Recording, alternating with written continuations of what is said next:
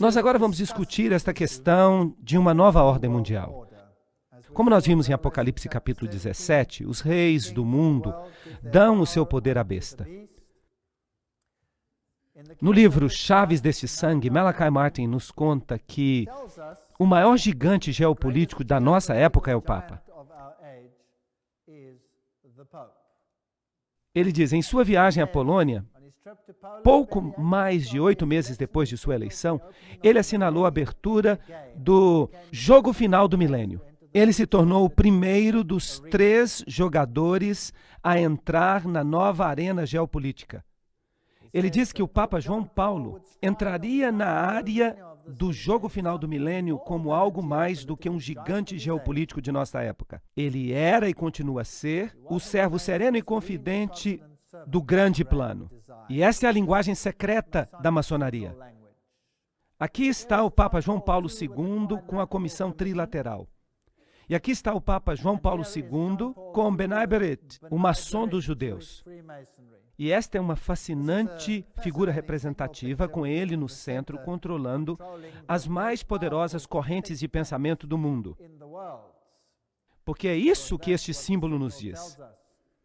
Nós vimos em Apocalipse 17 algumas figuras dos poderes do mundo entregando-se ao papado.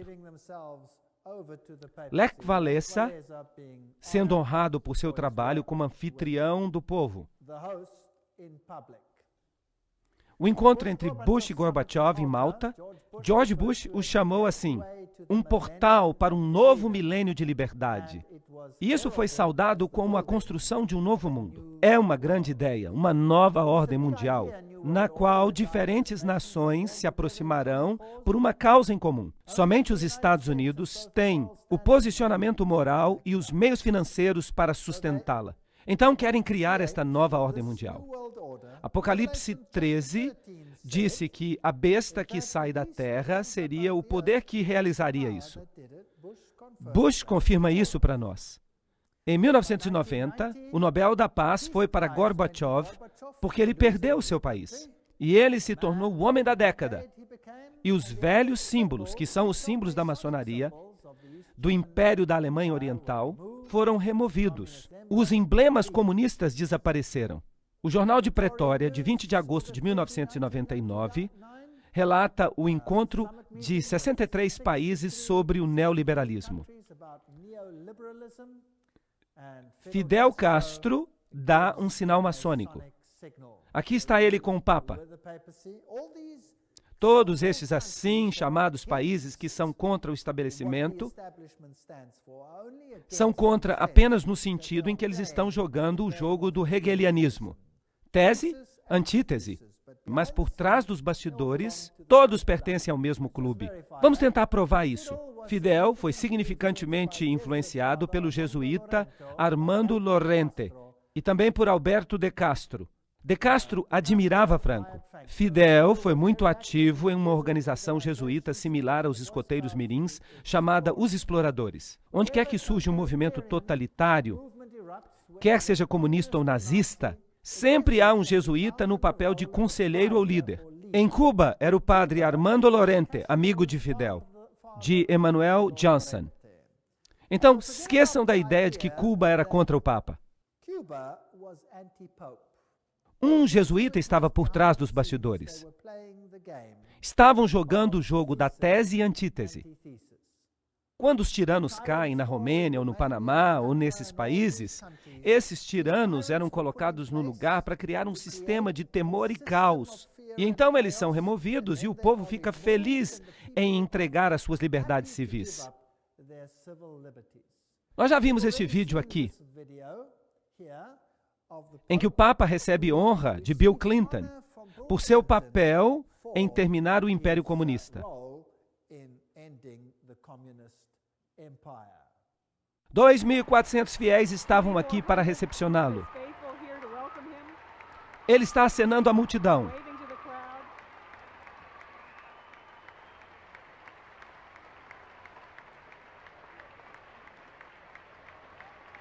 O arcebispo Regal está junto com o Papa. Eles cumprimentam a primeira-dama. Nós honramos Vossa Santidade por ajudar a criar uma revolução de valores e de espírito na Europa Central e na antiga União Soviética, libertando milhões para que possam viver por sua consciência e não pela coerção, e nos libertando a todos do constante temor da guerra nuclear. Em nome de todos que aqui estão reunidos, de fato, em nome de todo o povo da nossa amada nação, nós o recepcionamos de volta à América.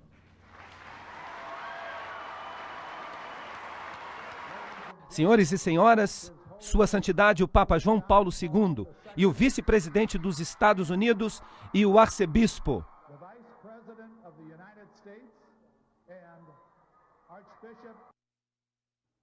O Papa diz que a comunidade europeia foi enviada por Deus. Jornal Daily Telegraph, 3 de dezembro de 1999. Isso é fascinante. Konrad Adenauer, que era o chanceler alemão naquele tempo específico, quando isto foi planejado, bem, ele vai ser canonizado santo. Vocês acreditam nisso? Ele vai ser canonizado como santo por seu trabalho. E o Papa declara que a comunidade europeia foi enviada por Deus, por causa dos princípios católicos romanos. Todos eles serão chamados de santos. Agora, para conseguir realizar a União Europeia, eles usaram Maastricht. Maastricht é uma pequena cidade num país protestante, na Holanda. E o simbolismo usado foi interessante. 12 estrelas. Elas representam também as 12 estrelas que você vê no livro do Apocalipse. Só que eles as aplicam a Maria e não à mulher de branco. É também fascinante que a União Europeia publicou um pôster que foi colocado em toda a Europa. Ali vemos a Torre de Babel em construção. Conseguem enxergar? Isso foi colocado em toda a Europa. E as estrelas estavam de cabeça para baixo, representando o bode de Mendes, isto é, o satanismo. Esta é a nova Torre de Babel. E os altos políticos franceses disseram: nós estamos construindo uma nova Babel. E eles enfatizaram isso com este pôster. E disseram: desta vez ela será bem-sucedida. O novo parlamento da Comunidade Europeia foi construído exatamente como a Torre de Babel. De fato, ele tem uma placa do lado de dentro, ou um pôster, que diz precisamente isto. E há todos esses andaimes aqui para indicar que ela está em construção. Isso é muito arrogante. Esta é a nova carteira de identidade da Europa. E se você a virar de cabeça para baixo, o que você vê? Você vê o bode de Mendes. Eles modificaram um pouco os chifres para dar um outro simbolismo. O simbolismo do assento da terra. Mas as expressões faciais internas do bode são muito visíveis, discerníveis. E o significado disso aqui eu prefiro não dizer.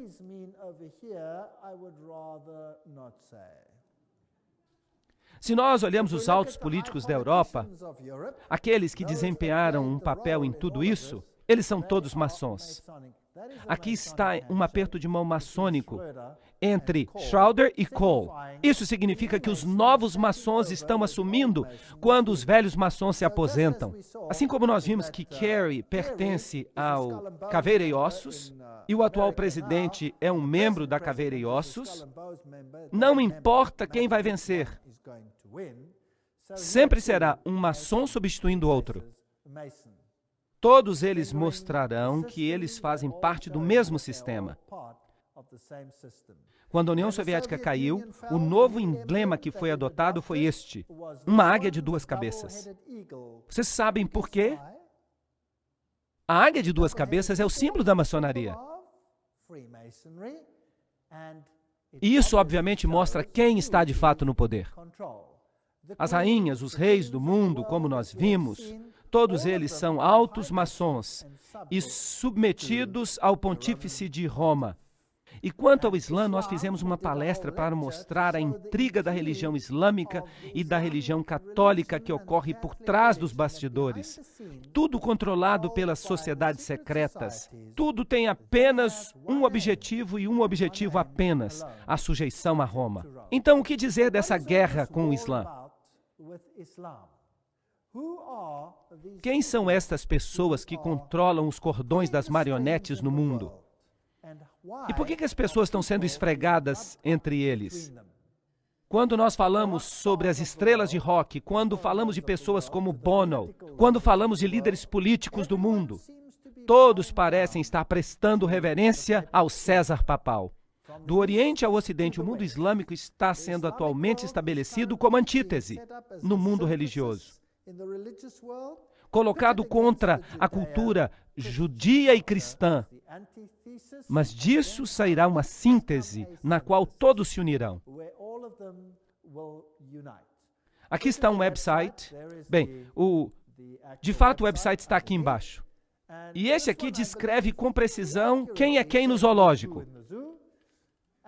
Adam Weishaupt, John Jacob Astor, Albert Pike, Andrew Carnegie, Irene Dupont, W. Averell Harriman, Bertrand Russell, Ted Kennedy. Esses são os Illuminati de ontem e hoje. George Bush, é claro, membro da Caveira e Ossos. Esta é uma suborganização do capítulo 322 de uma organização alemã, portanto, Illuminati. McGeorge Bundy, Otto Habsburg, Walter Freeman, Lee Teng-hui, Hillary Clinton, Alan Greenspan, David Rockefeller, Edmund Rothschild, Peter Wallenberg. Esses são os banqueiros deste sistema. Os negociadores, Lord Peter Carrington, Jimmy Carter, Henry Kissinger, Lord David Owen, Richard Holbrooke. Esses são todos maçons de grau 33. Cavaleiros de Malta, Bilderbergers, o Comitê dos 300. Todos eles pertencem ao mesmo clube. E se nós olhamos Franklin Roosevelt, Cecil Rhodes, Frederick Engels, todos estes, Leon Trotsky, Joseph Stalin, Karl Marx, J. Edgar Hoover, todas essas afiliações pertencentes à loja do Grande Oriente. Lenin pertencia à loja do Grande Oriente. Harry Truman era maçom de grau 33. Willy Brandt também. Winston Churchill também. Nós já vimos muitos destes antes. Helmut Kohl pertencia ao Comitê dos 300. François Mitterrand, Yitzhak Rabin, Yasser Arafat. Esses são detalhes fascinantes. Shimon Peres, Ronald Reagan, George Bush, Gerald Ford. Eu já mostrei para vocês a assinatura de Ford e vocês viram que ele é um maçom de grau 33. Aí está, eu fotografei isso na loja. E a família Carter, Schroeder, Netanyahu, Gorbachev. Ali está Saddam Hussein, listado como um maçom de grau 33. Agora, isso é estranho, você não acha? King Hussein, Al Gore, Tony Blair, todos eles. Olhem para Saddam Hussein aqui. Aqui está uma foto de Saddam Hussein. E esta foi a foto que foi transmitida pela televisão durante a guerra. Agora, naquela época eles diziam que eles não tinham certeza se isso tinha sido gravado antes. Isso quer dizer que essa fita pode ter sido gravada antes da guerra? Porque se eles eram iniciados, eles saberiam muito bem quem é quem e o que vai acontecer. Agora, há um rumor muito interessante sobre este homem. Deem uma olhada no seu rosto. Prestem atenção que ele não tem barba. A CIA e o Serviço Secreto disseram uma vez que poderia ser um dublê. Poderia ser um dublê, mas ainda assim foi isso que foi mostrado. Ele sempre teve essa aparência. Ele nunca teve uma barba. Era assim que ele se parecia. Na operação de libertação do Iraque, o dublê de Saddam teve problemas. O líder da oposição diz que Hussein morreu de câncer em 99. Isso foi publicado em 26 de março de 2003. Moslem al-Assadi, um médico que vivia em exílio no Irã, disse que ele crê que o verdadeiro Saddam morreu em 99 de câncer. O verdadeiro Saddam morreu porque ele tinha câncer nos nódulos linfáticos. E desde a sua morte em 1999, eles só estão mostrando seus dublês. Ele disse isso a um jornal italiano, Corriere della Sera. Essa é uma história fascinante. Se Saddam Hussein estava realmente morto e as outras eram histórias que foram gravadas antes, então quem está governando em seu lugar? Seus filhos, sua esposa, seus outros filhos, estavam todos lá. E é fascinante para mim que no momento que a guerra começou, a Inglaterra e os Estados Unidos foram lá e a esposa e os filhos de Saddam Hussein, exceto os 2 filhos que estavam no governo, foram retirados e levados para o exílio. Onde? Na Grã-Bretanha. Então, o país que está atacando tira a família, toda a família de Saddam, e lhes dá um exílio político na Grã-Bretanha. Isso é muito estranho. Agora, se ele estava morto e eles estavam usando dublês, e se eles estavam realmente governando através dos filhos, e eles mostraram esses corpos aqui de indivíduos que receberam balas e que ninguém sabe quem são, quem é que pode dizer se isso aqui é verdadeiro ou não? Apesar da referência a Qasar, a inteligência britânica pensou que a transmissão pode ter sido gravada antes. Isto é fato. Nós todos sabemos que ele passou muitas horas recentemente gravando várias mensagens. Nós temos que fazer um pouco mais de análise do que de fato ele estava dizendo para ver se ou não aquele era de fato Saddam Hussein. O ministro da Defesa britânica, Geoff, contou aos repórteres que o porta-voz da Casa Branca, Ari Fleischer, tinha expressado a mesma suspeita. Eu acho que há algumas dúvidas se de fato esta fita é velha ou se ela é nova e baseada em eventos recentes. Publicado em março de 2004. Então, esses dois serviços secretos questionam esses fatos. Eles dizem que finalmente encontraram um esconderijo de Saddam Hussein, um lugar muito desprezível. E então, eles prendem o homem e mostram em cadeia nacional de televisão. Depois disso, ninguém ouve muita coisa. E ele tem essa barba maravilhosa, uma barba magnificente. Agora, se a anterior foi gravada durante a guerra, então eles devem ter o tônico capilar mais eficiente que a humanidade concebeu.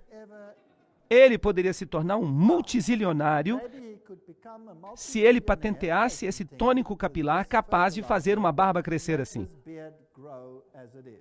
Eles usavam pelo menos 3 dublês. Ninguém sabe quem era esse homem. E dizer que fizeram testes sanguíneos, quem é que pode dizer que confia nos laboratórios que fizeram isso? E ainda assim ele aparece na lista como um maçom de grau 33. Há muitas dúvidas com respeito a este homem e não há evidência, exceto por sua família, de que ele não esteja bem tranquilo em algum exílio. A realeza também é maçom. O príncipe Bernard da Holanda pertence ao Comitê dos 300. E aqui a princesa Beatriz e o príncipe Bertil, a rainha, é claro, o príncipe Philip, todos eles são maçons. Joseph Mengele, Walt Disney, todos esses indivíduos. Aqui está o Duque de Kent dando o aperto de mão maçônico debaixo do escudo maçônico. Atualmente, ele é um grão-mestre. Então, ele é o maçom mais elevado do momento. Porque o rei não pode ser. Um príncipe tampouco pode ser um grão-mestre. E ele, atualmente, é o grão-mestre.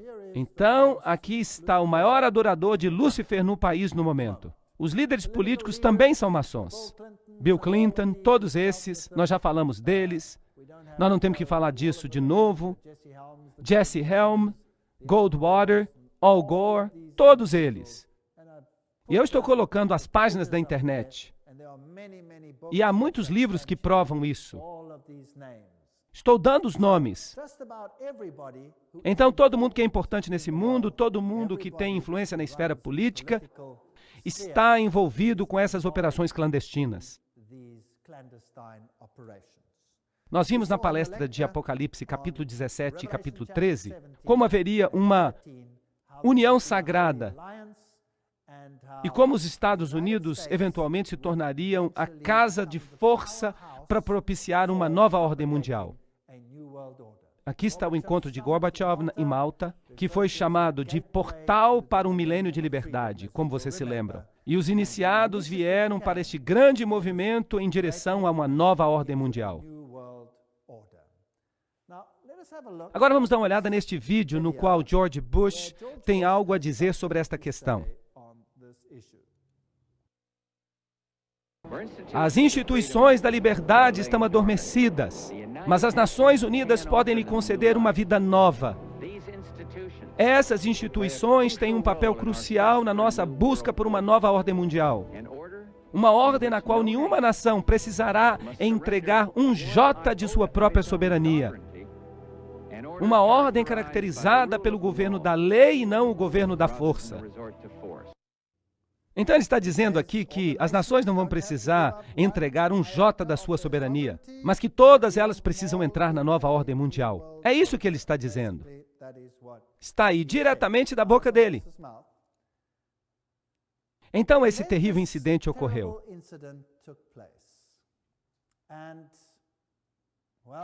E houve muitas mortes. Um incidente muito estranho. Mas antes de falar sobre isso, vamos historiar um pouco. Os Estados Unidos estavam com um problema, porque eles queriam introduzir leis antiterroristas. Mas não havia nenhum terrorismo de verdade nos Estados Unidos.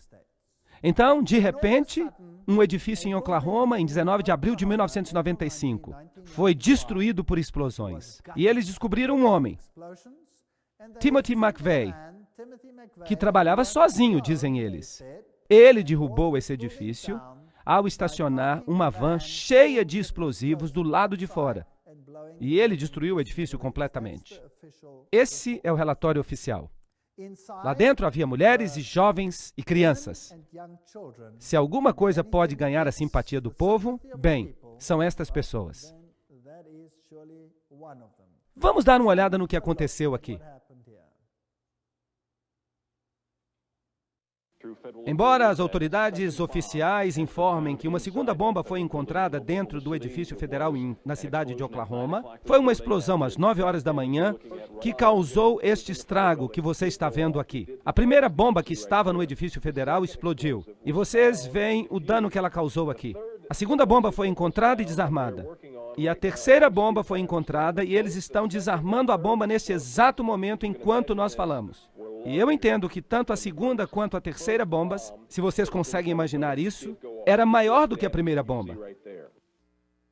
Então vocês ouviram em cadeia nacional que havia uma segunda bomba. E a primeira bomba causou o dano que vocês veem aqui. Eles encontraram um terceiro dispositivo explosivo dentro do edifício. Mas o que diz o relatório oficial? Que havia uma van do lado de fora com explosivos. Bem, eu não estava lá. Eu não estava lá. Então eu não vou me colocar como juiz do que de fato aconteceu. Não, eu estou meramente dizendo o que o repórter disse, o que o noticiário disse. E por isso nós fazemos perguntas, mas cabe a vocês a decisão. Timothy McVeigh aparentemente trabalhava sozinho, assim como no caso Kennedy. Ele explodiu todo o lugar. Mas testemunhas oculares dizem que viram dois indivíduos e que viram este caminhão no dia anterior e que eles tinham um número. Mas quando esse edifício explodiu, não havia nenhuma cratera no lugar onde este caminhão deveria ter explodido. Agora, se um caminhão explode do lado de fora do edifício, é necessário que haja uma cratera, e o edifício deve implodir. Mas o edifício não implodiu, ele explodiu. Isso tem que ter sido feito por um dispositivo colocado do lado de dentro.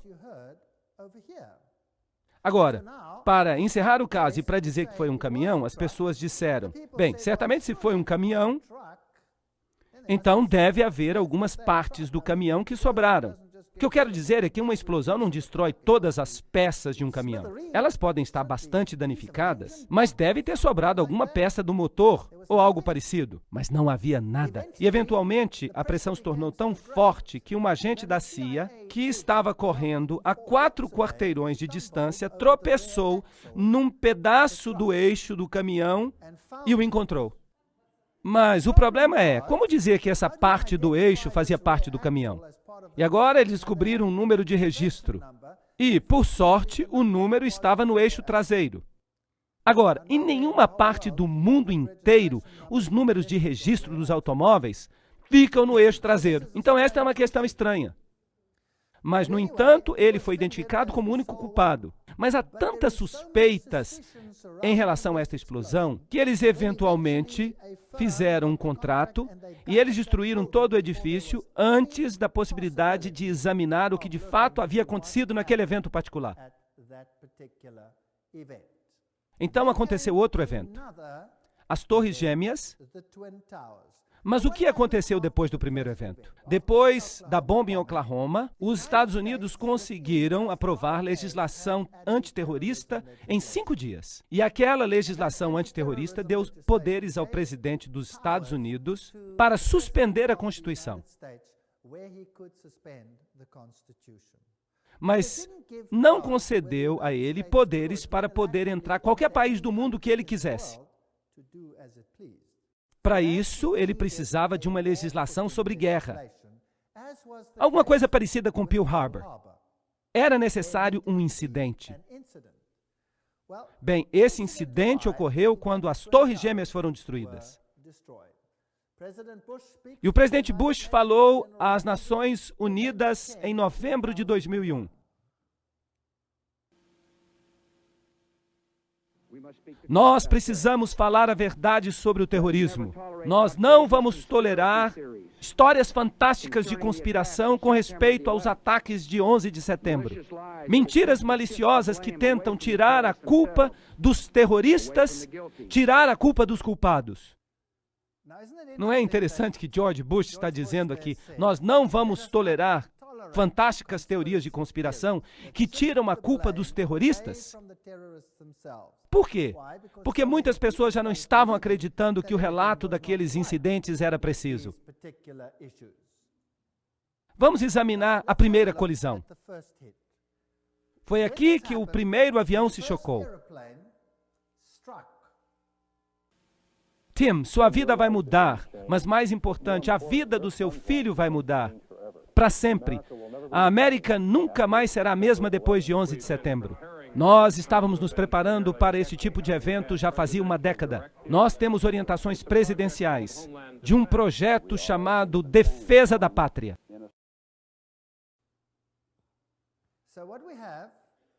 Então, o que nós temos? Nós temos um filme do primeiro avião colidindo contra o edifício. Isso significa que houve uma oportunidade para gravar. E logo depois aconteceu o seguinte.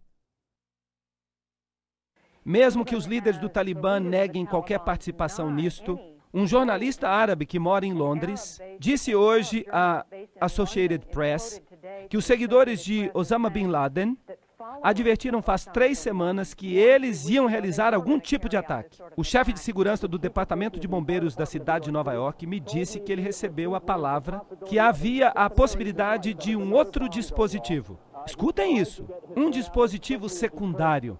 Há a possibilidade de outra bomba. Ele tentou tirar esses homens rapidamente, mas ele disse que houve outra explosão.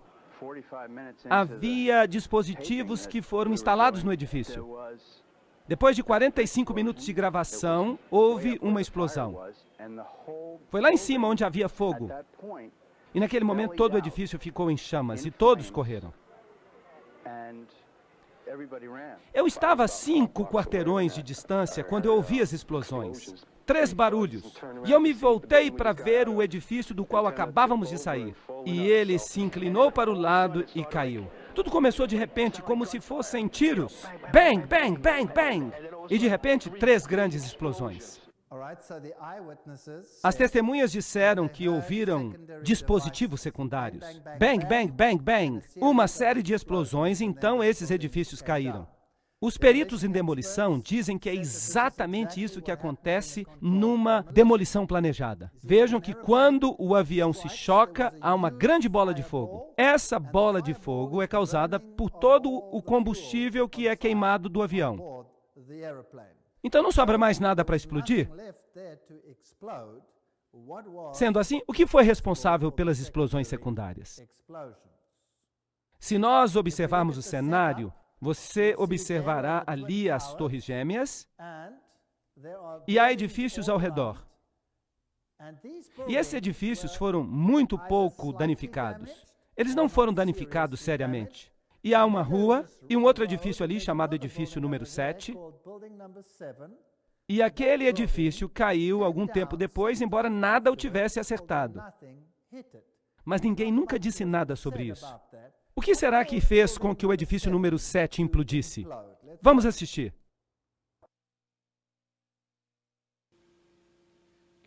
O primeiro avião colidiu e um terceiro edifício no World Trade Center entra em colapso. Esse é chamado de edifício 7 do World Trade Center. Vejam os destroços voando do edifício número 7. Aí está o número 7 caindo. Você vai ver que a explosão está vindo em direção à câmera. Essa é a torre número 7 do World Trade Center. Normalmente a CIA estaria ali. Mas é claro, eles naturalmente abandonaram o edifício quando ocorreu aquela catástrofe. Então, quem é que deveria estar ali no edifício? A CIA deveria estar naquele edifício. Mas eles tinham evacuado o edifício. E 8 horas depois, o edifício cai numa implosão que parece planejada. Agora, nada atingiu aquele edifício. E há algumas questões muito estranhas que nós precisamos considerar. Depois disso, até os canadenses se pronunciaram. E foi passado na noite passada um decreto importante nas Nações Unidas que pode trazer uma nova ordem ao mundo, que seria melhor para todos nós. Tudo isso aconteceu em um dia apenas. Mas a noite desceu sobre um mundo diferente. Um mundo no qual a própria liberdade está sob ataque. Vejam que a resposta canadense foi que o incidente poderia causar uma nova ordem no mundo e que isso foi decidido nas Nações Unidas após uma reunião. Gary Hart, o que você tem a dizer sobre isso? Há uma chance que o presidente dos Estados Unidos use esse desastre para realizar o que o seu pai, uma frase que o pai usou apenas uma única vez e que nunca mais foi usada, uma nova ordem mundial. Muito bem, isso é suficiente. Nós vimos os edifícios caírem, nós ouvimos que enquanto isso tudo estava acontecendo, o governo americano já tinha decidido quem eram os culpados. Um punhado de terroristas, eles mencionaram seus nomes, cerca de 25 ao total, e que toda a trama tinha sido resolvida antes do final dos eventos daquele dia. Que maravilhoso trabalho de detetive enquanto o evento ainda estava acontecendo. Agora eu quero repetir, eu não estava lá. Mas eu quero lhes dizer o que transpirou, o que as pessoas disseram sobre essas questões no mundo, o que foi publicado e o que de fato não pode ser disputado. E então, eu não vou fazer nenhum julgamento, porque eu não estava lá. Vocês façam julgamento com base nos fatos. Esta é a história. Eles disseram que os terroristas tinham origem árabe. E eles mencionam os nomes dos passageiros daqueles aviões da United Airlines. E que a mente brilhante por trás de tudo era um homem cujo nome era Atta. Dizem que foi ele que recebeu aula sobre como pilotar o avião. Quando eles liberaram os nomes, imediatamente houve uma resposta dos países árabes, porque 5 dos terroristas, dos supostos terroristas mencionados, estavam bem e vivos. E, é claro, não podiam ter estado no avião, certo? É muito importante, eles estavam bem e vivos e não podiam estar no avião. E como é que então eles sabiam que Atta era a mente brilhante? Bem, aconteceu de ele esquecer os seus documentos no táxi que o levou para o aeroporto. Foi por isso que eles conseguiram os seus documentos. Agora, que terrorista deixaria os documentos para trás? Esta é uma questão. O próximo ponto, que é muito interessante, é que eles dizem que tem evidência de que ele era um homem porque ele escreveu um bilhete suicida. Isso é fato. E isso é o fato publicado. O que eu estou dizendo agora, e eu não estou inventando isso, há provas dessas coisas. Tudo isso é fato. Você decide o resto por si mesmo. Agora, ele escreveu um bilhete suicida. E esse bilhete suicida foi encontrado dentro de sua valise. E ele entregou a sua valise, como normalmente nós fazemos quando vamos para um avião. Agora, que pessoa escreveria um bilhete suicida que vai ser destruído num acidente de avião?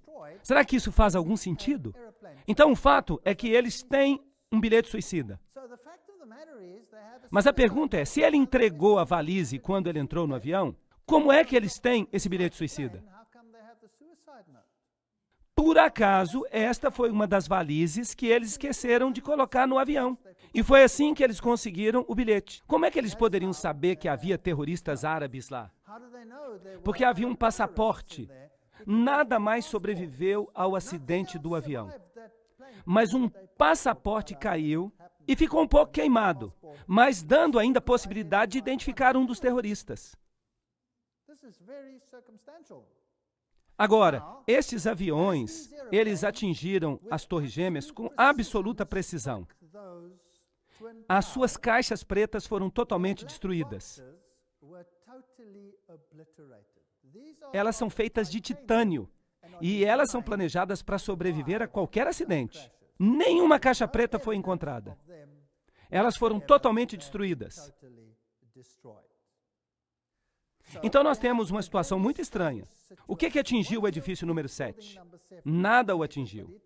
Mas ele caiu do mesmo jeito que os outros. E há evidência de que havia dispositivos secundários nos edifícios, como vocês mesmos ouviram os comentaristas dizerem. E a infraestrutura dos aviões? Bem, havia algumas peças que foram encontradas. Então, é claro, houve uma situação de fato em que esses aviões atingiram aquele edifício particular. Porque você tem um monte de peças, de componentes de avião que sobreviveram. Com aquelas explosões tremendas, havia peças de avião por toda parte. Toda vez que um avião tem um acidente, há enormes peças de fuselagem que restam. E eles usam essas peças para poder imaginar o que causou o acidente, e eles fizeram a mesma coisa no caso das Torres Gêmeas. 3 dias antes que esses edifícios caíssem, 3 dias antes, as ações das companhias aéreas tinham sido vendidas numa negociação como nunca tinha existido antes. E alguns bancos compraram essas ações. Isso poderia ser um indício de que alguma coisa estava prestes a acontecer. Então houve um caso muito interessante. Havia um homem num país, no Canadá, que estava na prisão. Eles o prenderam por causa de uma situação de jogo ilícito. E eles o prenderam e ele disse: "Me deixem sair. Eu estou clandestinamente trabalhando para a CIA. Eu sou um agente. Eu estava investigando lavagem de dinheiro. Mas eles não deixaram sair." Então ele deu os nomes dos seus contatos da CIA. Mas a CIA provavelmente ficou embaraçada pela situação e negou que ele trabalhasse para ela. E esse homem ficou muito zangado, porque ele sentiu que ele tinha recebido uma facada nas costas. Isso acontece muito nesse tipo de negócio. E então ele escreveu uma carta antes do ataque de 11 de setembro, e ele fez um esboço de alguns eventos que aconteceriam. E ele mencionou que aviões iam tentar colidir contra as Torres Gêmeas e o Pentágono. Mas ninguém acreditou nisso. Mas quando aconteceu, eles se lembraram. Aqui estava um agente da CIA que disse, antes de acontecer, o que ia acontecer. Isso pode ser um acaso, isso pode não ser um acaso. Vocês decidem. E este tal de Atta, que eles pensam que planejou tudo, tendo apenas feito um estágio em pilotagem, ele fez tudo com absoluta precisão. O que é uma história interessante. Recebendo fundos de $100 mil do Serviço Secreto Paquistão em sua conta bancária. E vocês sabem que esse serviço secreto é muito amigo dos Estados Unidos. E nós temos essa transferência de dinheiro. Mas a conspiração não termina aí. No artigo Das Bositz im Pentagon, Os Males que se Sentam no Pentágono, foi escrito por um homem, pelo cientista político Thierry Meyssan, da França.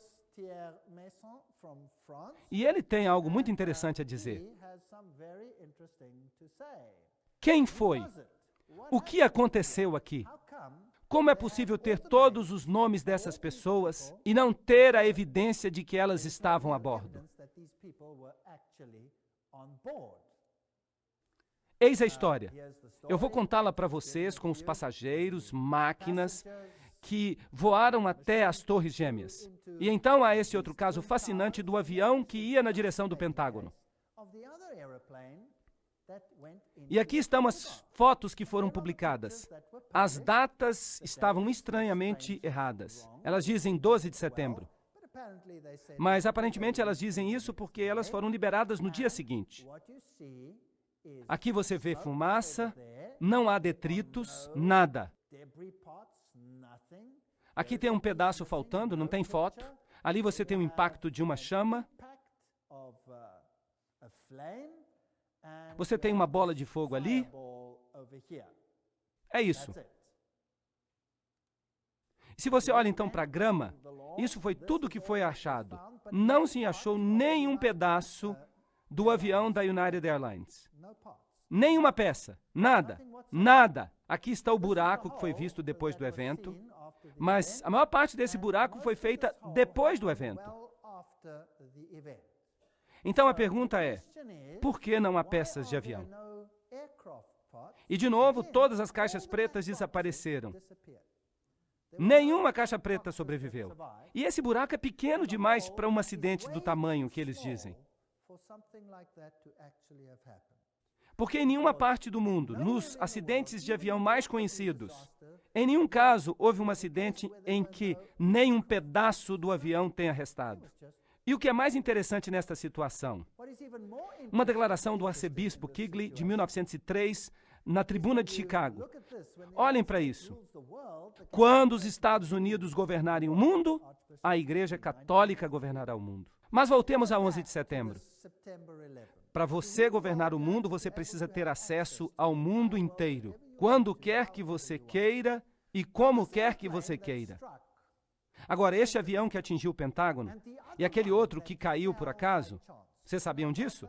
O outro caiu e aparentemente havia terroristas a bordo que foram vencidos por leais cidadãos.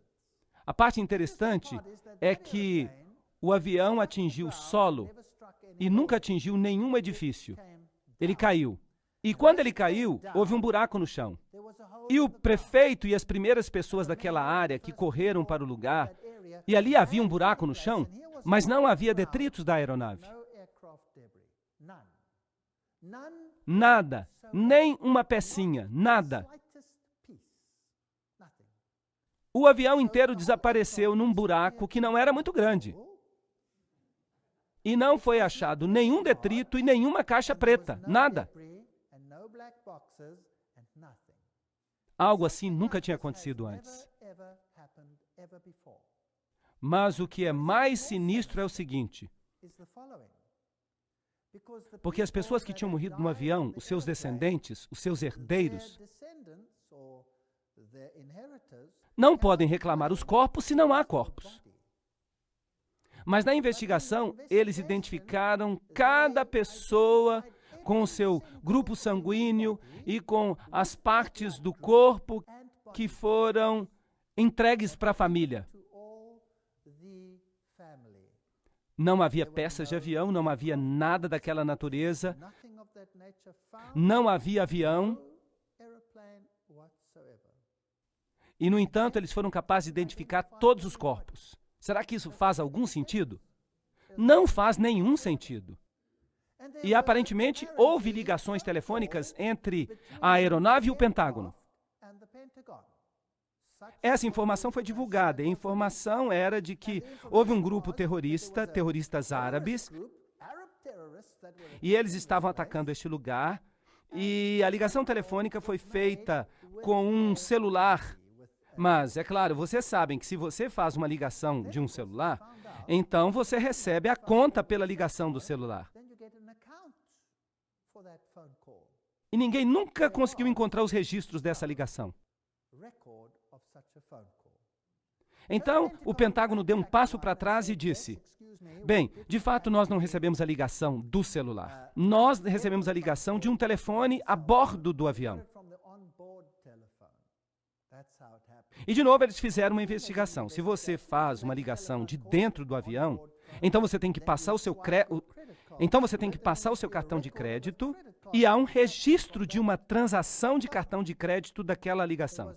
Mas não foi encontrado nenhum registro. Então, o Pentágono deu um passo para trás e disse: sim, é verdade, mas foi feita uma ligação a chamar.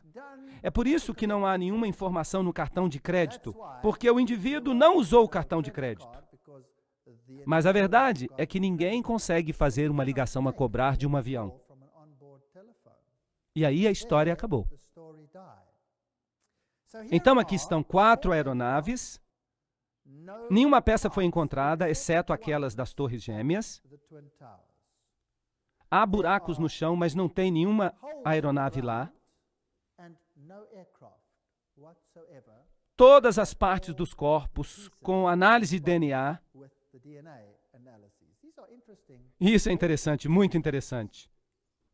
Eles tinham planejado antes, na Baía dos Porcos, uma operação assim, aparentemente. Essa é a história. Eles estavam ensaiando uma forma de enganar as pessoas com uma operação de avião, em que um avião decolaria, pousaria, as pessoas sairiam, e então outro avião controlado por rádio decolaria e criaria a situação que eles quisessem sem qualquer pessoa a bordo. Isso já tinha sido feito antes nos Estados Unidos. Então pergunte-se a si mesmo, como é possível que todas as evidências circunstanciais apontem para o fato de que não havia ninguém naqueles aviões? Ninguém. E aí as pessoas ficaram com medo do antrax e, eventualmente, quando um alto político sugeriu que o antrax estava vindo de um laboratório dentro dos Estados Unidos, de repente houve silêncio absoluto. Então não vamos continuar falando de 11 de setembro e dizer foi este ou aquele partido. A verdade é que a situação foi uma situação muito estranha. E se você observa os figurões nos Estados Unidos, quer seja Madeleine Albright ou qualquer outro, eles usam símbolos secretos que demonstram sua ligação com Lúcifer. O presidente Clinton aqui está recebendo o Papa publicamente. E ele diz que não é católico romano? Isso é impossível. Hillary Clinton está usando o símbolo da Fênix, que é um símbolo maçom. Tony Blair usa símbolos maçônicos. Os presidentes, os primeiros ministros do mundo, quer seja Margaret Thatcher ou Carter, quem quer que seja, todos eles parecem pertencer a organizações secretas. Quer sejam líderes religiosos ou líderes políticos, quer estejam na Europa, ou nos Estados Unidos, ou no Oriente, todos parecem estar envolvidos. Então, antes de continuarmos, vamos primeiramente contemplar o que aconteceu na situação da África. Mas nós vamos fazer isso em outra sessão.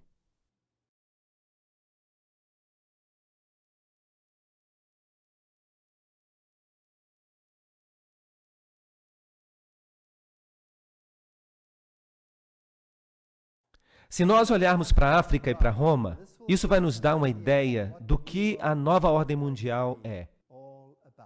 A África e o que eles fizeram à África serve como modelo para o que acontecerá com o resto do mundo.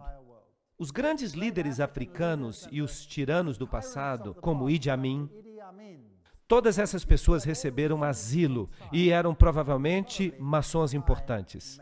Quando nós olhamos a África do Sul, a situação que havia ali, a questão de brancos e negros, a questão do apartheid, todos os personagens eram de novo maçons. Este aqui é o presidente e ele está dando um sinal maçônico. Ele era maçom. Se nós olharmos Nelson Mandela, ele era maçom.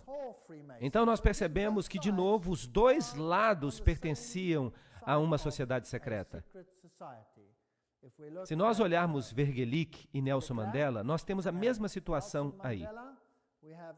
Mandela é comparado a Jesus Cristo. Eles o adoram. Eles têm uma tese e uma antítese. E ele participa da comunhão da hóstia publicamente, embora ele não diga que é católico. De fato, ele diz que ele não é católico. Agora, o cânon católico afirma que você não pode receber a hóstia se você não for católico. Então, essas pessoas não são quem elas dizem que são. Aqui ele está num casamento hindu com a viúva de Somora Machel. E a história de Somora Machel é outra história, pois ele era uma pessoa que gostava de fazer declarações contra Cristo. Ele também teve um casamento judaico na mesma cerimônia. E um muçulmano, mostrando que todas as religiões são a mesma coisa para ele.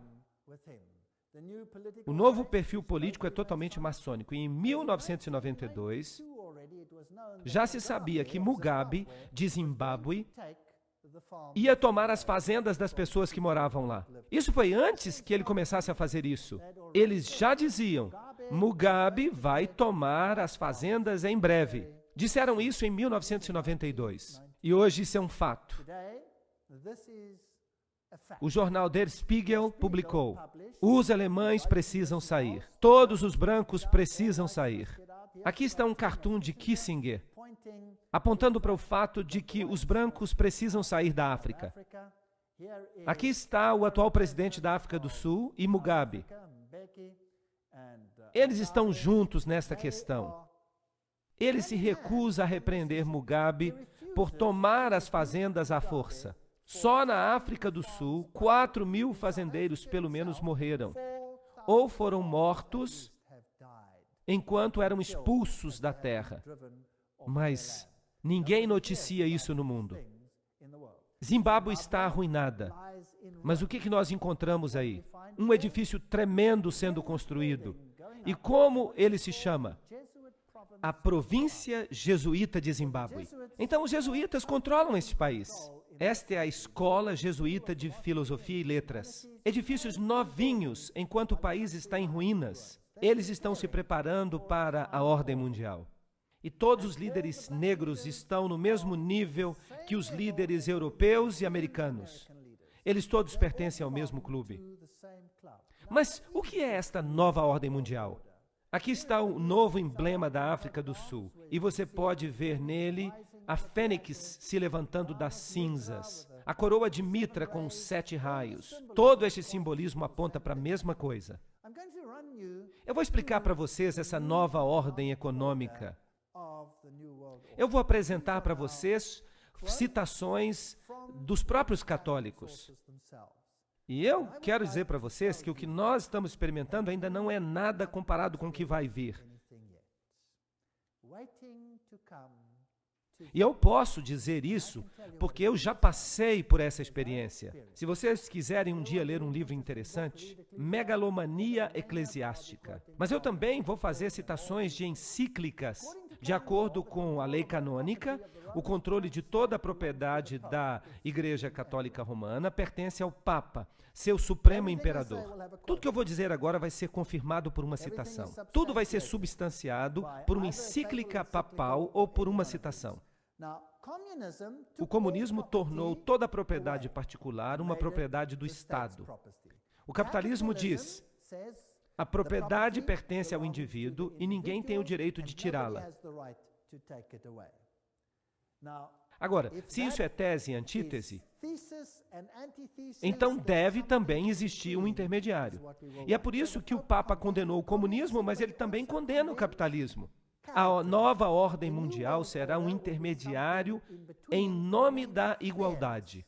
Então vamos dar uma olhada nessa questão do pensamento econômico da Igreja Católica Romana, a propriedade privada. Tomás de Aquino não escreveu nenhum tratado sobre economia, mas seu pensamento, baseado no de Aristóteles, é a base para a compreensão do pensamento econômico da Igreja Católica Romana. Toda vez eu vou fazer uma citação. Agora, nesta citação, o que Tomás de Aquino está dizendo? O pensamento econômico da Igreja Católica, como desenvolvido pelos papas em suas encíclicas e pelos concílios da Igreja Católica, contribuiu para as seguintes coisas. Número 1, para o feudalismo e para o socialismo das guildas na Europa durante a Idade Média. Número 2, para o fascismo na Itália, Espanha e Portugal. Para o nazismo na Alemanha no século XX, para o intervencionismo e o Estado redistributivo do Ocidente, incluindo os Estados Unidos no século XX. E número 5, a teologia da libertação na América Latina e na África no século XX. Tomás de Aquino disse: a posse comum de todos os bens é uma lei natural.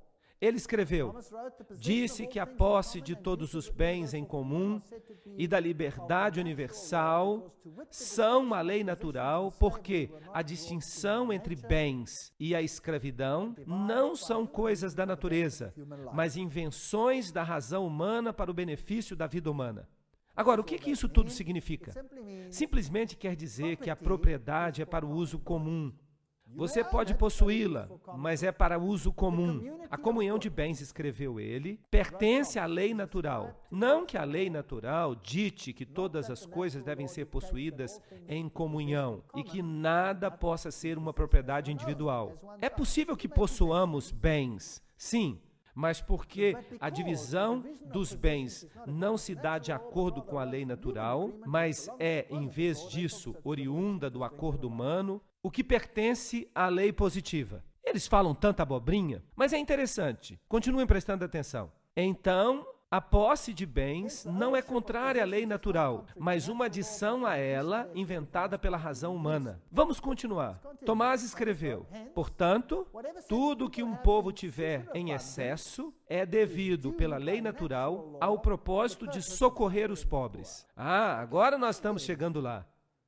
Você pode ter bens, qualquer coisa que você queira, mas se você tiver mais bens do que você precisa, esses bens devem pertencer ao uso comum daqueles que não têm nada. Será que isso faz sentido? Agora, se você cria duas classes de indivíduos, os ricos e os pobres, e se há uma situação em que as duas classes, os ricos e os pobres, você pode viajar o mundo inteiro e você vai ver que há nações ricas e nações pobres. E você vai descobrir que todas as nações ricas são protestantes. Já notaram isso?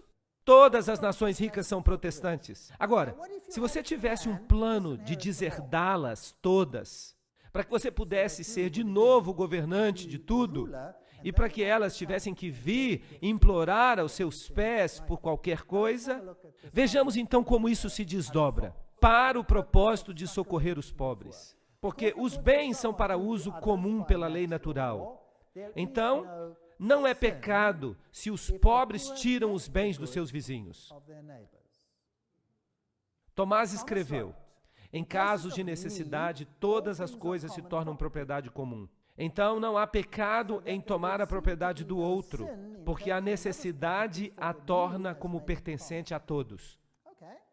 Claro que há um aspecto da partilha. Se eu vejo que o meu próximo está em dificuldade, como bom cristão, eu devo ajudá-lo, certo? Sim, mas agora nós estamos falando de uma lei. Então, se o meu vizinho tem uma necessidade, e quem determina a necessidade? Ele mesmo determina a necessidade. Eu tenho necessidade, eu tenho necessidade. Eu tenho necessidade de uma televisão, e eu não tenho televisão. E você tem dinheiro, e você pode comprar outra televisão se você quiser. Ele pode roubar a televisão sem ser um pecador, certo?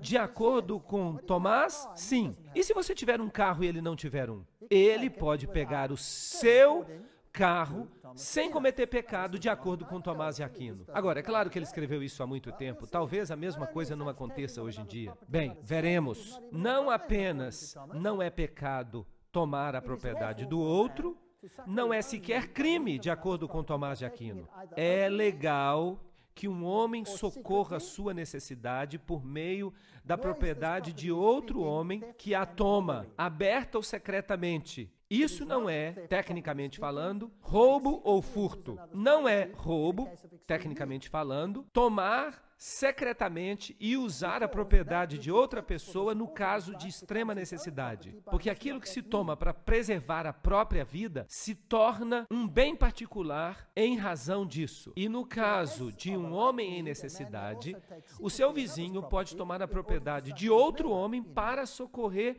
a quem está em necessidade. Artigo 7º. Isso está ficando interessante?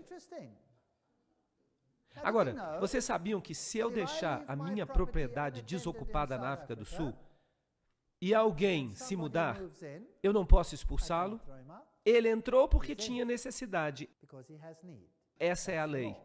E vocês acham que isto é apenas uma lei da África do Sul?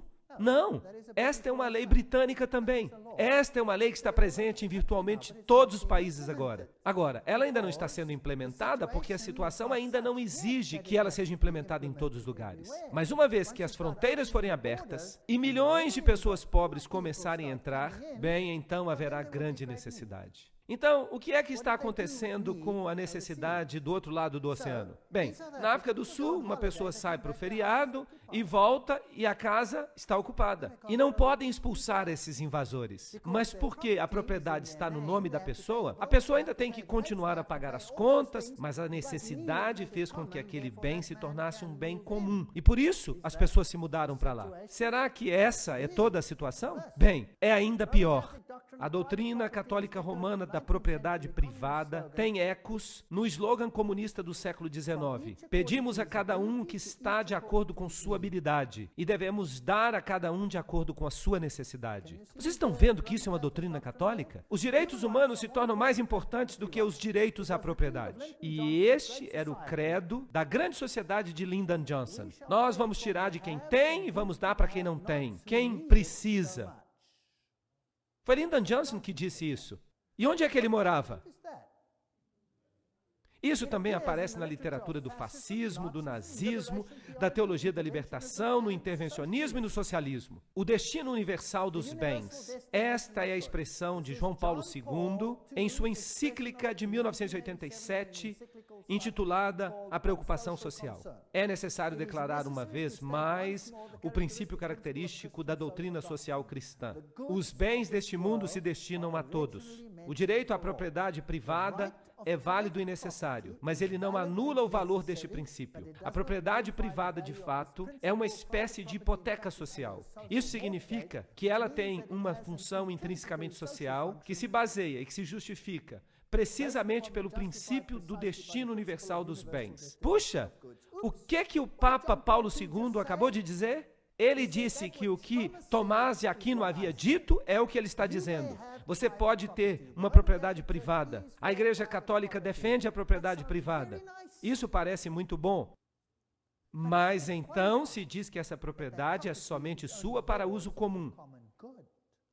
Então um dia você acorda e o seu jardim está cheio de invasores. E você chama a polícia e diz: ei, saiam daqui, saiam da minha propriedade.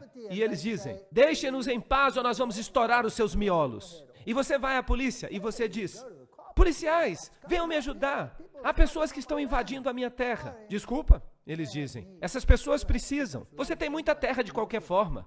Acostume-se com isso. O Papa Paulo VI deixou esse ponto claro em sua encíclica de 1967 sobre o progresso dos povos. Todo homem tem o direito de encontrar neste mundo as coisas de que precisa. E isso é interessante. O recente Concílio Vaticano II nos lembrou disso. Deus pretendia que a terra e que tudo que ela contém fosse de uso para todo ser humano, para todos os povos. Assim, todos os homens deveriam seguir a justiça e se unir em caridade. Bens criados deveriam ser abundantes para todos, numa base racional. Todos os outros direitos, quer direitos à propriedade ou ao livre comércio, devem ser subordinados a este princípio. Isso significa que se eu tenho a necessidade de um bem manufaturado, que eu posso roubá-lo? Então eu estou dirigindo o meu carro e há um roubo de carro a cada 12 minutos. E alguém com arma aparece e diz: saia do carro. E eu entrego o meu carro. E se eu não entregar, o que acontece comigo? Eu levo um tiro. O homem tem necessidade do meu carro. Ponto final. Na minha igreja, lá na minha cidade, nós temos sequestros e mais sequestros. Até o pastor. Eles bateram nele e tentaram amarrá-lo e colocá-lo no bagageiro do carro. Eles o teriam matado. Ele conseguiu brigar e se libertar, mas ele ficou sem o carro.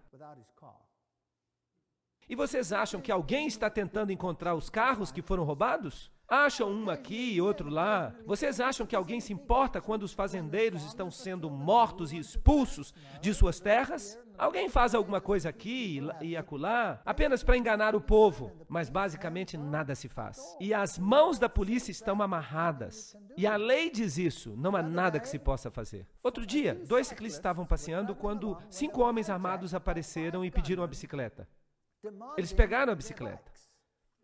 Mas os ciclistas estavam armados, porque está se tornando cada vez mais como o Velho Oeste. E eles se defenderam. Eles atiraram em um e fugiram. E vocês sabem o que aconteceu? Os 2 ciclistas estão na cadeia. Sim. Eles foram condenados porque feriram uma pessoa desnecessariamente.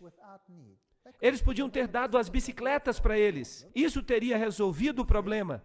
Vocês percebem que a lei está de cabeça para baixo? Na bula Alegria e Esperança, a Constituição do Vaticano II, que João Paulo II citou, explica isso em detalhes. Se alguém está em extrema necessidade, ele tem o direito de buscar o que ele precisa das riquezas dos outros. Agora, quem define a necessidade?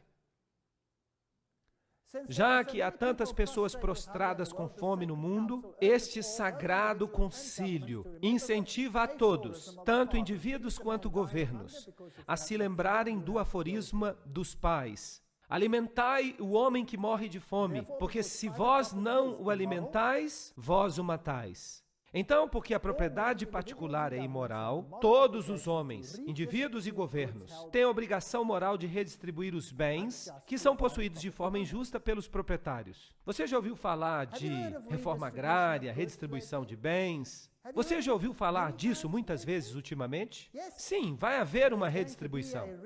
Todos os bens, isso inclui não apenas os bens disponíveis na natureza, mas os bens manufaturados também. João Paulo II declarou que todos os homens devem ter acesso a esses bens que Deus queria que fossem de uso comum, tanto os bens naturais quanto os bens manufaturados. Não existe essa coisa de dívida, só no papel. A supremacia é do Estado. E a minha vida pode bem acabar em miséria. Se você gosta dos seus carros, das suas televisões, dessas coisas, libertem-se disso. Porque isso tudo será em breve redistribuído. E não há nada que os protestantes brancos, negros ou cor-de-rosa possam fazer. Não há nada, porque os fins justificam os meios. A redistribuição vai acontecer conforme tem sido planejada. Rerum Novarum. Quem já ouviu falar de Rerum Novarum? Esta encíclica papal, que foi proclamada e que está sendo muito citada hoje em dia, e o Papa diz que ela vai ser a base para a nova ordem mundial. Então, eu achei que era importante estudá-la. E o livro sobre a condição da classe trabalhadora diz o seguinte: uma das declarações mais influentes da Igreja Católica sobre questões econômicas é a encíclica Rerum Novarum de 1891. Nesta encíclica, a Igreja Católica se alia com o proletariado, que no marxismo é o grande e final inimigo da ordem capitalista. E Pio XI, na revista 40º Ano de 1931, página 4, diz: a Rerum Novarum foi estabelecida como regras inerrantes para toda a humanidade para a solução adequada do problema difícil que é a solidariedade humana, o problema chamado questão social. Agora vejamos. A mais notável evidência deste ensinamento e ação social que a Igreja estabeleceu através dos séculos é, muito distintamente, a encíclica Rerum Novarum, que foi promulgada há 70 anos. As normas e recomendações contidas nela eram tão importantes que sua memória nunca mais cairá em esquecimento. João 23, no livro Mãe e Mestra, de 1961, página 78. Aqui é o Papa que está falando. O Papa Pio nos disse que a encíclica Rerum Novarum foi importante para acabar com o capitalismo laissez-faire do século XX, ao iniciar a era da interferência eficaz do governo. Vocês ouviram isso? Vejamos como termina. A Rerum Novarum era a voz da autoridade moral necessária para garantir o desenvolvimento da interferência eficaz de todos os governos no século XX. De quantos governos? De todos. Pio XI escreveu: não é surpreendente, portanto, que sob o ensinamento e a orientação da Igreja, muitos sacerdotes cultos e muitos leigos devotos possam se dedicar ao problema de elaborar a ciência social e econômica de acordo com as condições de nossa época. Sob a orientação e iluminação da encíclica de Leão, Rerum Novarum, de 1891, a ciência social cristã evoluiu. E ela continua a ser desenvolvida e enriquecida diariamente por trabalhadores incansáveis. Esses trabalhadores são homens escolhidos e que podem ser chamados de auxiliares da igreja. Então, todos aqueles que trabalham em sociedades secretas, a Opus Dei, os Cavaleiros de Malta, os Cavaleiros de Colombo, todas essas pessoas trabalhando foram homens escolhidos para realizar isso. E essas não foram as únicas bênçãos que vieram da encíclica. A doutrina da Rerum Novarum começou pouco a pouco a penetrar, mesmo entre aqueles fora da unidade católica. Aqueles que não reconheciam a autoridade da igreja. E esses princípios católicos da sociologia gradualmente se tornaram parte da herança intelectual de toda a raça humana. Para onde nós estamos indo? Eu gostaria de saber. E assim, nós nos alegramos que as verdades católicas proclamadas tão vigorosamente pelo nosso ilustre predecessor, Leão XIII, são proclamadas e defendidas não meramente nos livros católicos e em suas revistas, mas também nas assembleias legislativas e nos tribunais de justiça. Esses homens escolhidos, chamados de auxiliares da igreja, que têm sido importantes. E aqui está John Robbins escrevendo. Quem são eles que vão acabar com o sistema da empresa livre do século XIX e substituí-lo por um sistema de interferência eficaz do governo no século XX? Quem são esses homens escolhidos? Eu não sei. Sob o fascismo, os proprietários de terras vão conservar os títulos às suas propriedades, mas o uso de sua propriedade é, como Leão XIII escreveu, comum. O fascismo é uma forma de socialismo que retém as formas e os instrumentos do capitalismo, mas não a sua substância. Isso é um resumo do que é o fascismo. Quando nós falamos da reforma das instituições, o Estado vem logo à mente. Não como se o bem universal fosse esperado dessa atividade. Então, o que é que o Estado vai fazer com tudo isso?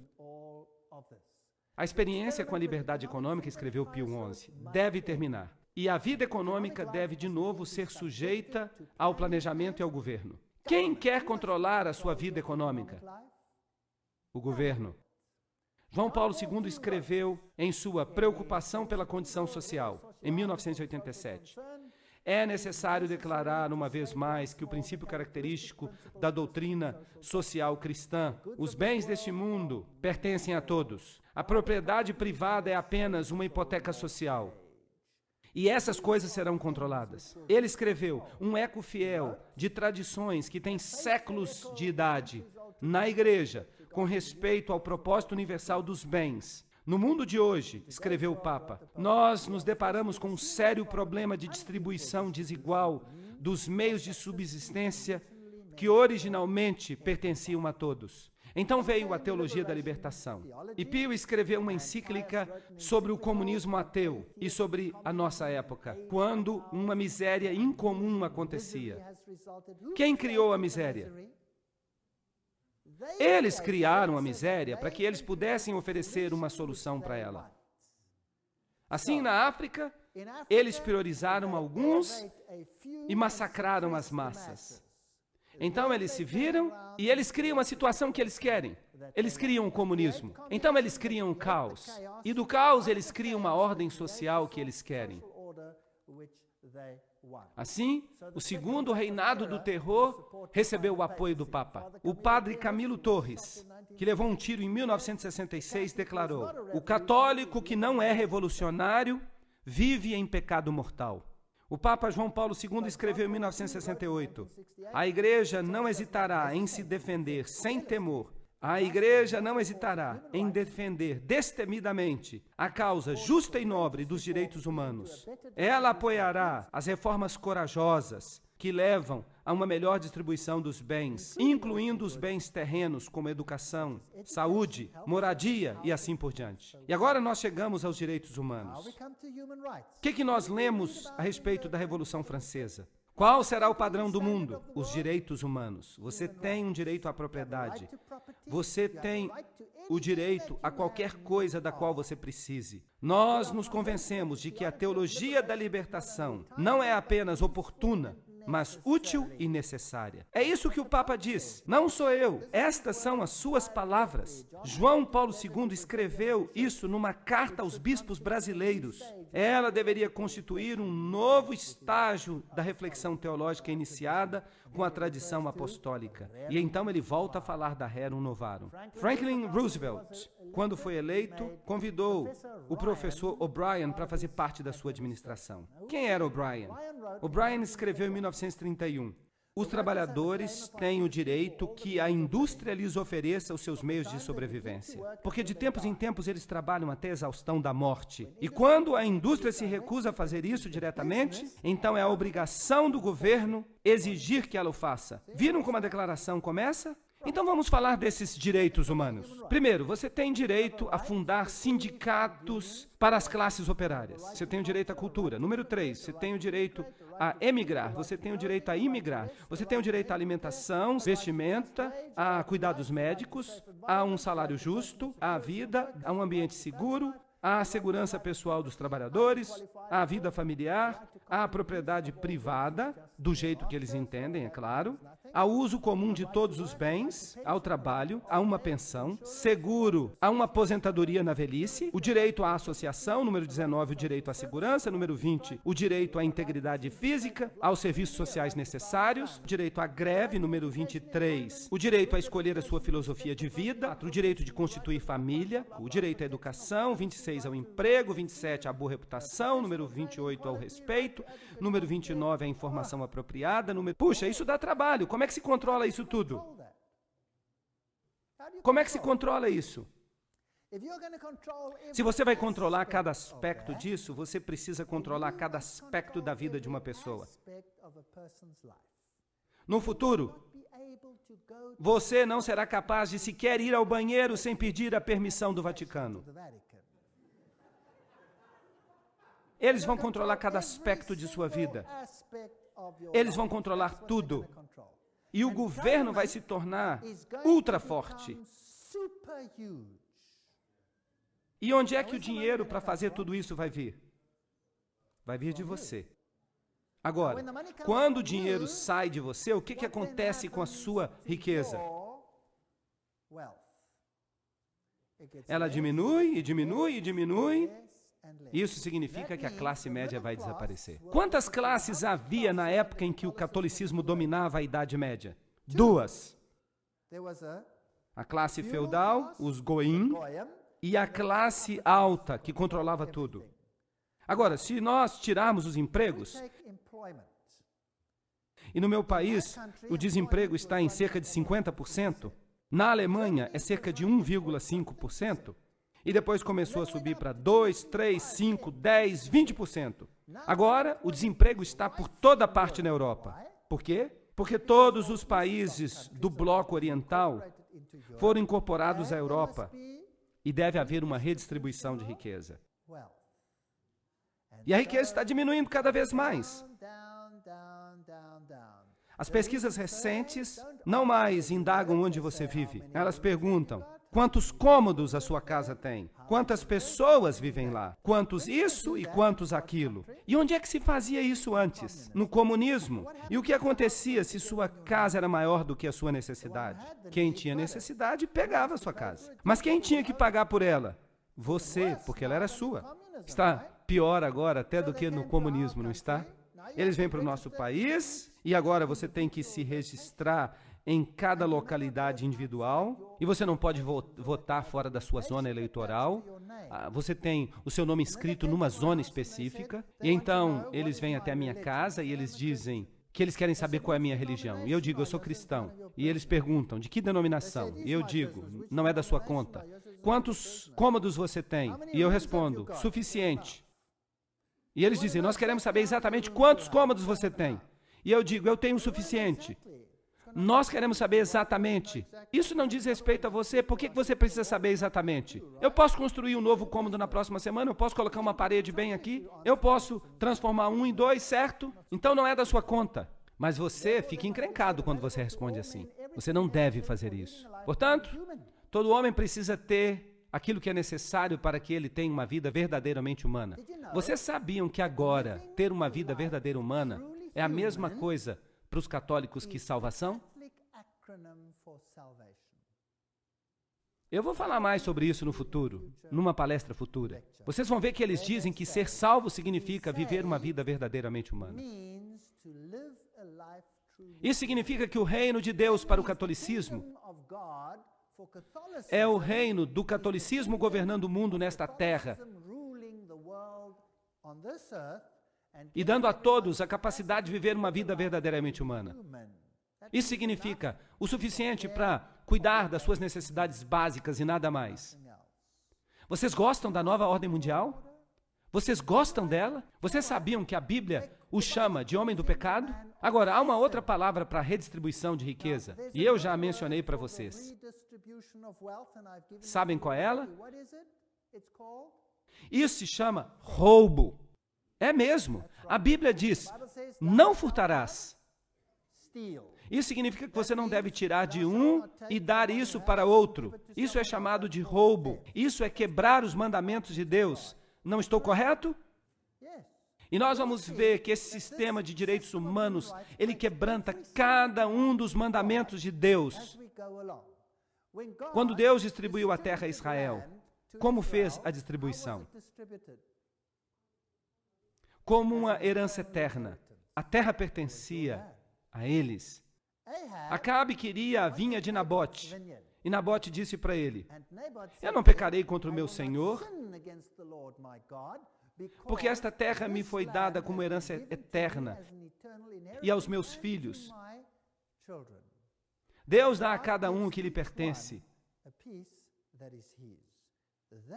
Mas eles pegam isso e o distribuem de acordo com sua necessidade.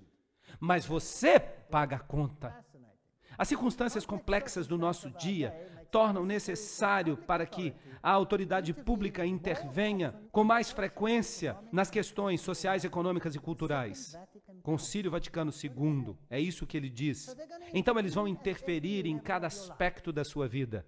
Aqui está uma manchete. Gorbachev elogia o Papa e diz, o Papa está certo em exigir uma nova ordem mundial. Em 1991, o jornal Crônica de São Francisco disse, o Papa pede uma nova ordem mundial. Albert Einstein disse, o desejo que a humanidade tem pela paz pode ser realizado somente com a criação de um governo mundial. De todo o coração, eu creio que o presente sistema do mundo, de nações soberanas, somente pode levar ao barbarismo, à guerra e à desumanidade. E somente a lei pode garantir o progresso para uma humanidade civilizada e pacífica. É interessante o que Albert Einstein diz. O que ele está dizendo? Não há salvação para a civilização ou para a raça humana, a não ser na criação de um governo mundial. Foi Albert Einstein que disse isso. E vejam o que um antigo secretário-geral das Nações Unidas disse.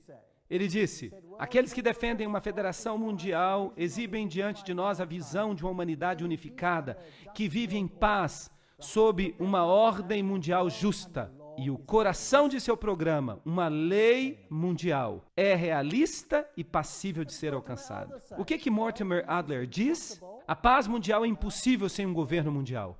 Winston Churchill também é um grande nome. Vejam que eu não estou pegando citações de autores desconhecidos. A criação de uma ordem mundial autoritativa é o objetivo máximo que nós devemos alcançar.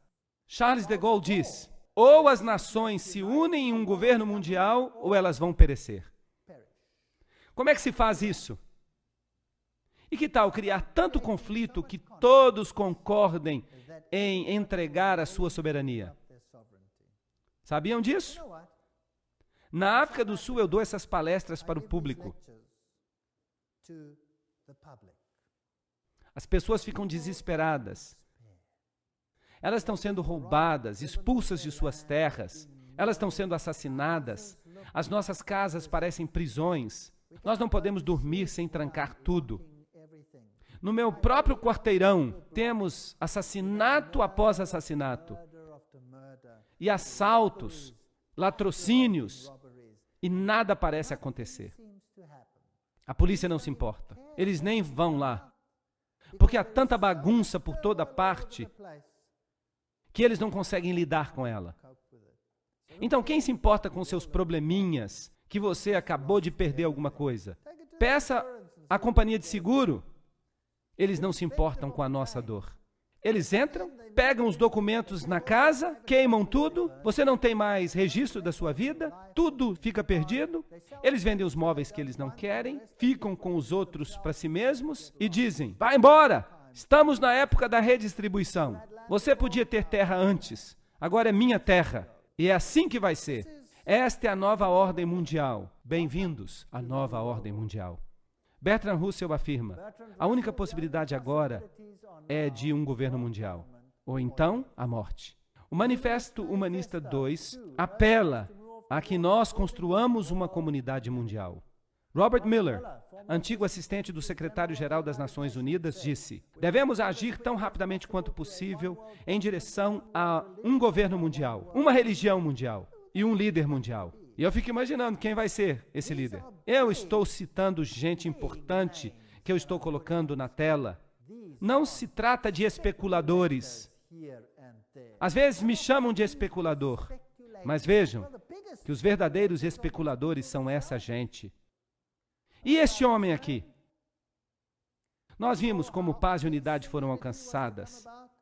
Foi uma grande sensação. Foi uma sensação de ânimo, de paz, de unidade, de amor, de paz e amor e unidade. Unidade, unidade, sim. Líder do coro. Todas as nações virão e adorarão diante de ti, Senhor, e adorarão a ti, Senhor.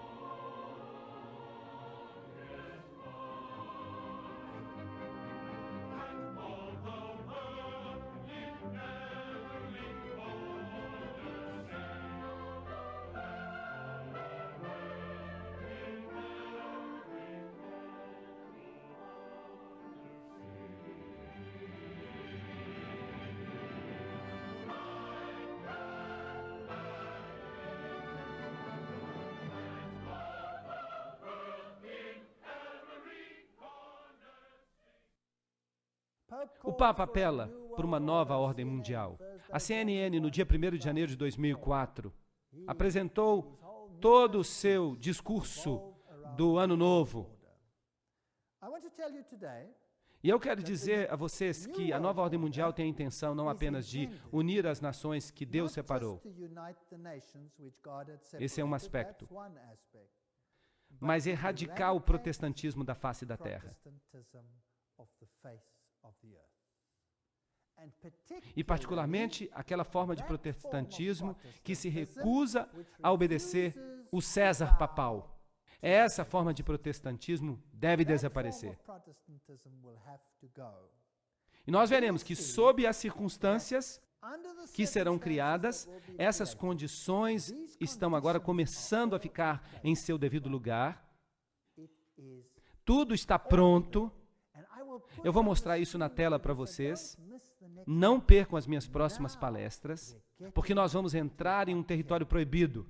Eu vou colocar citações na tela, e vocês verão que os nossos filhos vão ter problemas. Eu não acho que o problema é Islã.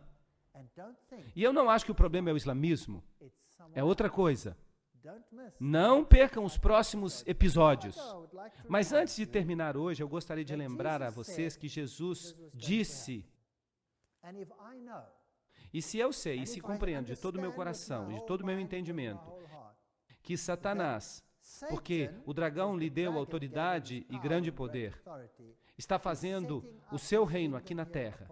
Então, em vez de me tornar desiludido, assustado, histérico, eu sei que o tempo vai ser curto, não é? Eu sei que o Senhor vai voltar em breve. Então, quanto a mim, eu me desapeguei das minhas propriedades. Se eu tivesse que chegar em casa na próxima semana e visse a minha esposa num cômodo e todo o restante da casa ocupado, então eu diria: Isso vai ser destruído de qualquer forma, quem se importa? Tudo vai ser destruído quando o Senhor voltar por seu brilho na sua vinda. Então, por que não deixar que eles tomem agora? E eu vou dizer para eles, divirtam-se enquanto vocês podem. Eu vou me mudar para outro lugar. Eu não me importo em viver debaixo da ponte.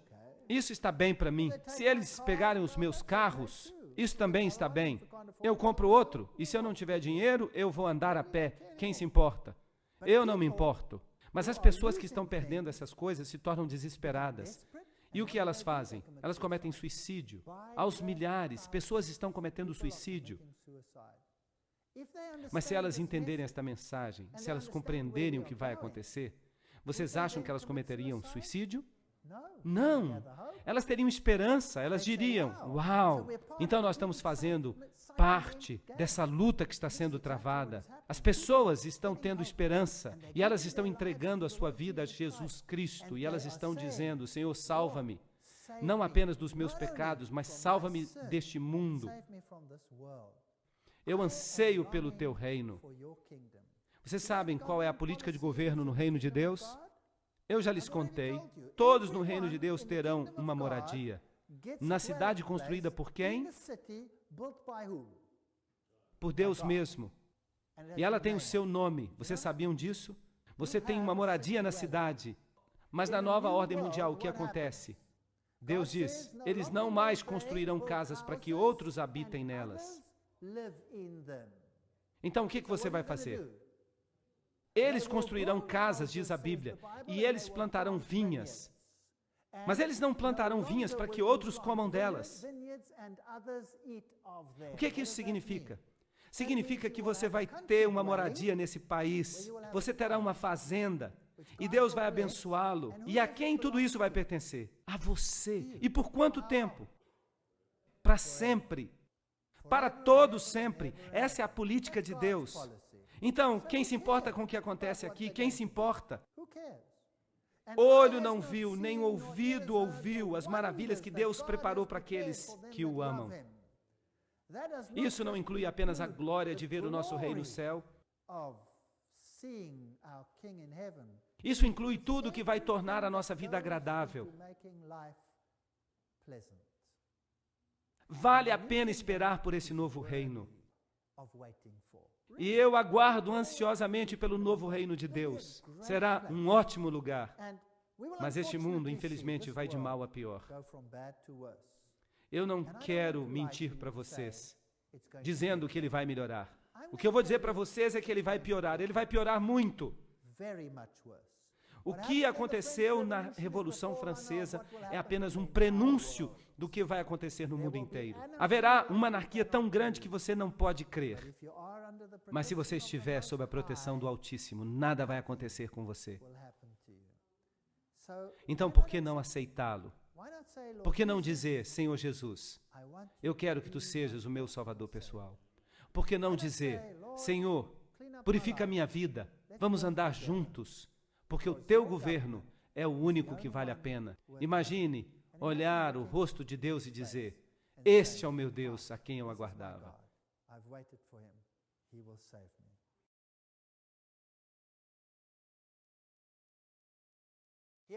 Os heróis do voo 93.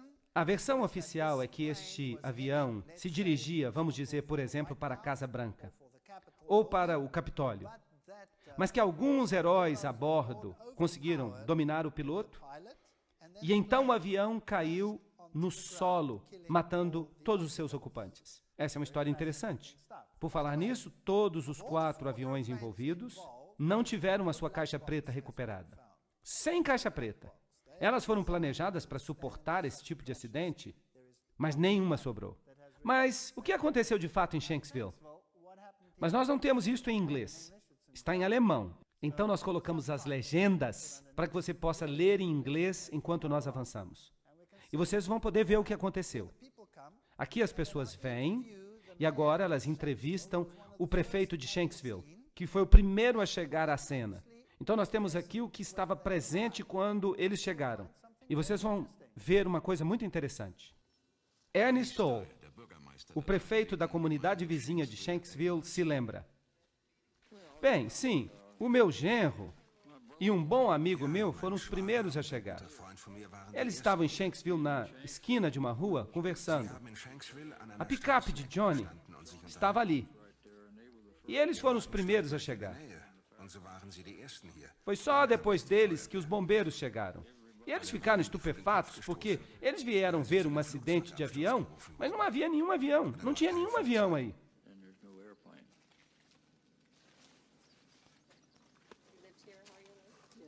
Kein Flugzeug.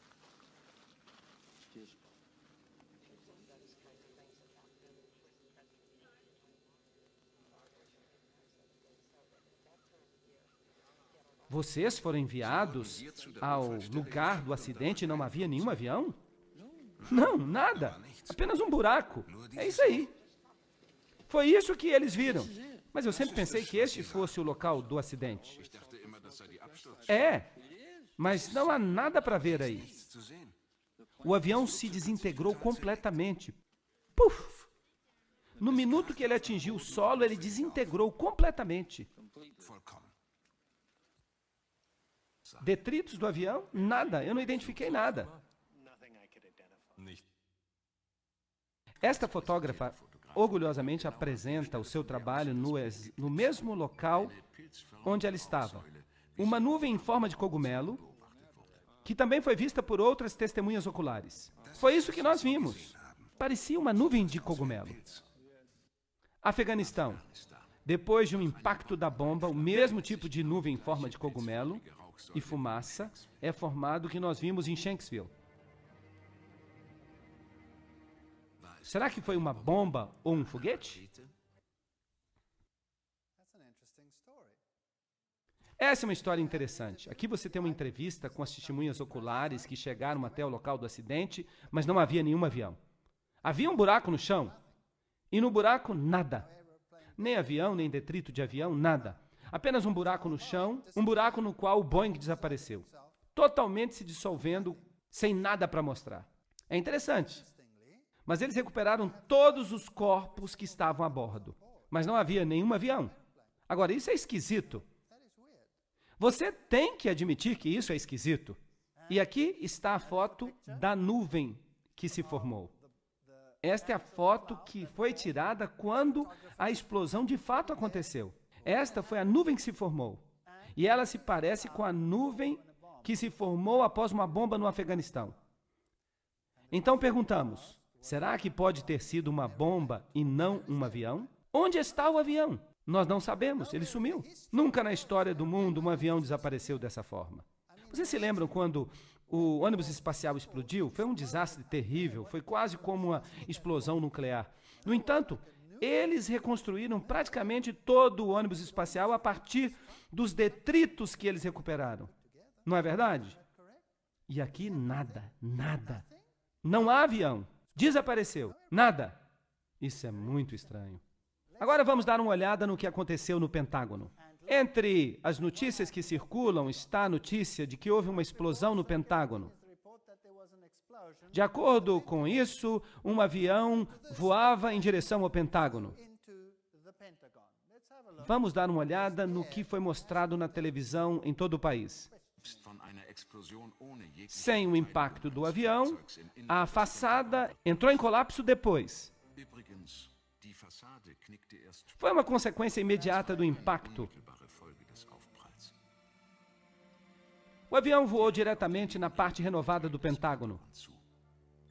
Ele caiu nos 2 anéis um pouco mais à frente, deixando este buraco de 1,8 metros.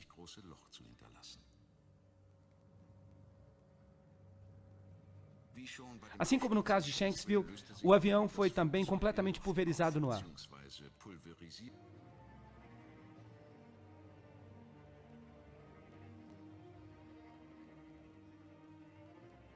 Não há nenhuma evidência do avião do lado de dentro do edifício, tampouco.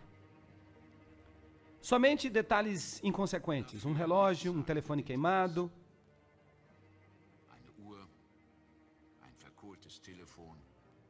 Salas cheias de fuligem, móveis.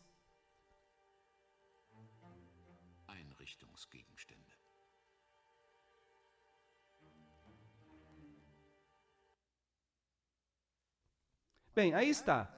Esse é o segundo.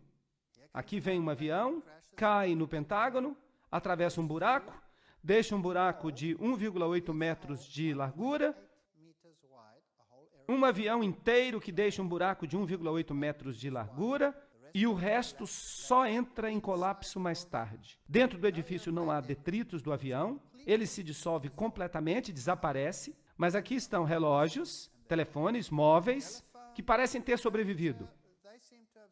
Nada mais. Não tem nenhum pedaço do motor. Nada sobreviveu. Não há nada do avião. Mas e as torres gêmeas? Todo mundo viu que os aviões se chocaram contra elas. O que nós encontramos ali? Eis a situação. A situação é completamente diferente nas torres gêmeas. A despeito da destruição muito mais massiva, a gente chega a tropeçar nos detritos dos aviões. Aqui não tinha problema. Houve uma grande explosão. Se algo deveria ter partido esses aviões em pedacinhos, deveria ter sido esta explosão. Mas havia muitos detritos de aviões. Mas no Pentágono, nada. Em Shanksville, nada. Sem avião. Dissolveu completamente. A gente não deve estranhar que este francês aqui, chamado Thierry Meyssan, diz: será que a maldade vive no Pentágono? Este é o homem que concebeu parte desta teoria, perguntando: quem era? O que aconteceu aqui? Será que foi totalmente diferente do que as pessoas disseram?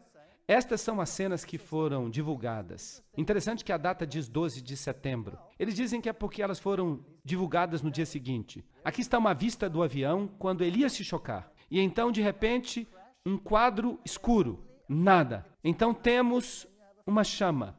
E o avião desaparece. Não há nada. Agora, quando um avião aterriza num campo aberto, tão baixo assim, e ele é atingido na sua parte inferior, então o trilho de aterrissagem desce automaticamente, devido à informação do altímetro. E isso causaria uma linha de destruição na grama que vocês não podem acreditar. Mas não há nada, só aquele buraco. E aqui está a nuvem com a chama